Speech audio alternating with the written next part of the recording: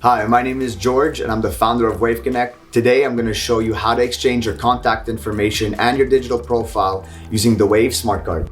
For iPhone, simply hold the card to the top back of the phone to prompt the exchange. Your new connection can then click on Save Contact to download your information onto their phone.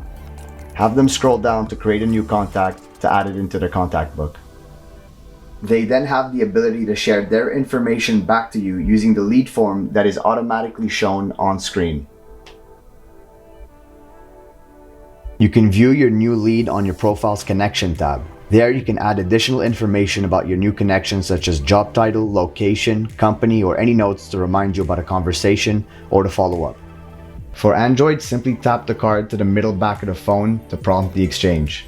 From there, your lead will be able to save your contact information. Make sure that the NFC is enabled in the settings section.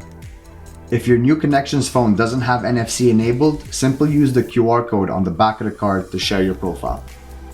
And that's how you use the Wave Smart Card, so go out there and start networking.